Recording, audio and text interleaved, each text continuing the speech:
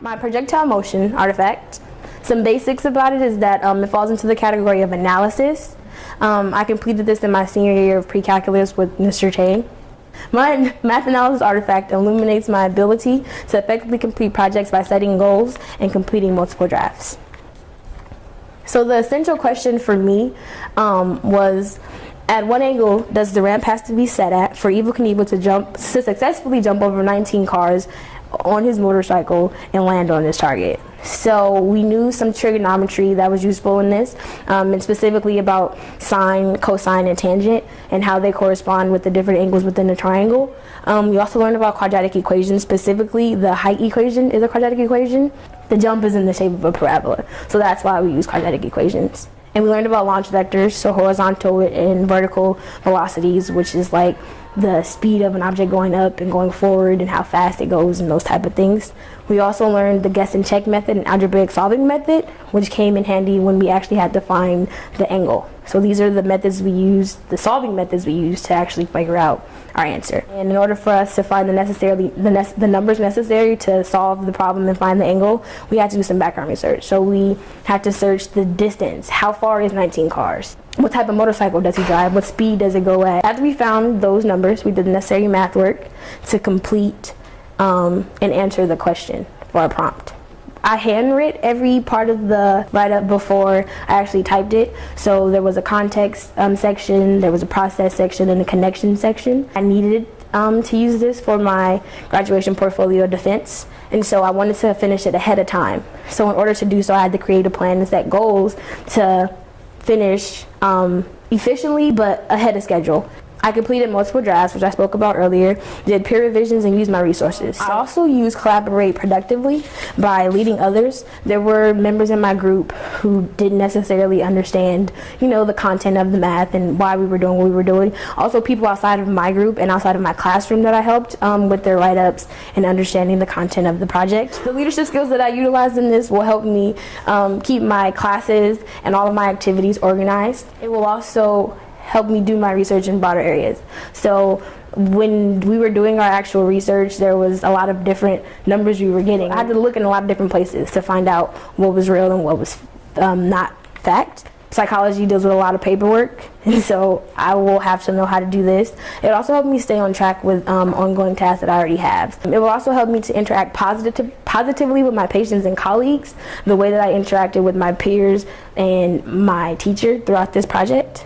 And it will help me to be a positive leader. So not a demanding one that says, oh, you're doing this wrong, but one that actually encourages the kids or my patients to do better and to reach their goals.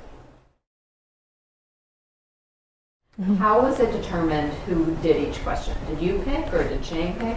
So first he gave us a list of all the prompts and told us that there couldn't be more than a certain amount of people in each thing. So we had to sign up for it. So it was first come, first serve.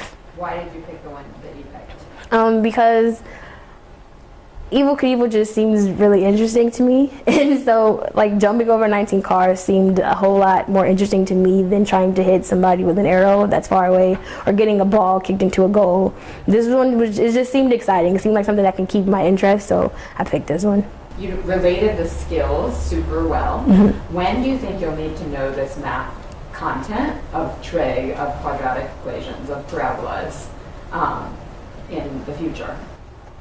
Inside of trigonometry, there's a lot of different little things. So there's we learned about the sine, cosine, and tangent. There's different equations, and we also use these equations in previous projects that were actually related to real world.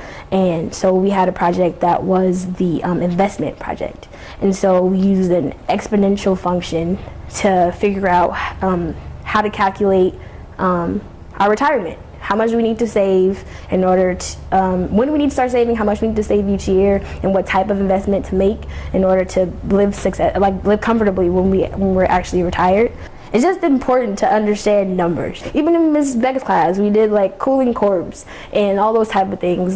These things are really used. It just depends on your profession that you go into. It just so happens that psychology doesn't have a lot of math work, so I don't necessarily have to focus on it personally, but I feel like it is a really good skill for people to master.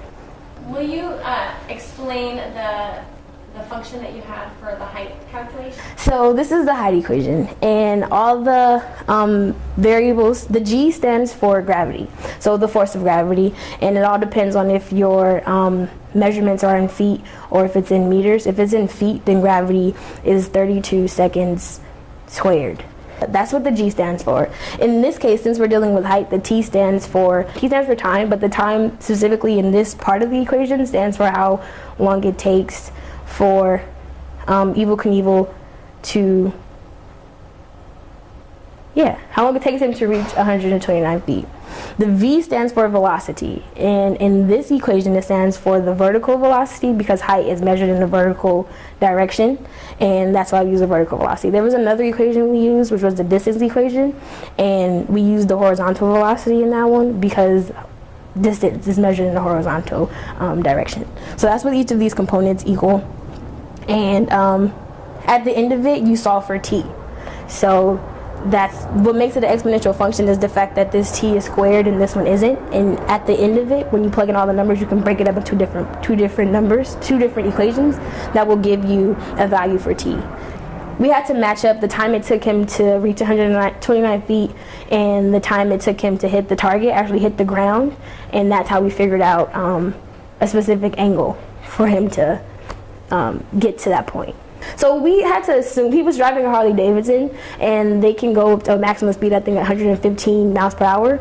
But when we put in 115 miles per hour, it was like not even a point, like 1 degree. And so Chang was like, assume he's not at maximum speed, assume he's at an average speed. So the average speed of a Harley Davidson is 80 miles per hour. So we put in that, it said that the ramp needs to be at, like the really tip of it has to be at about 8 degrees for him to successfully jump over.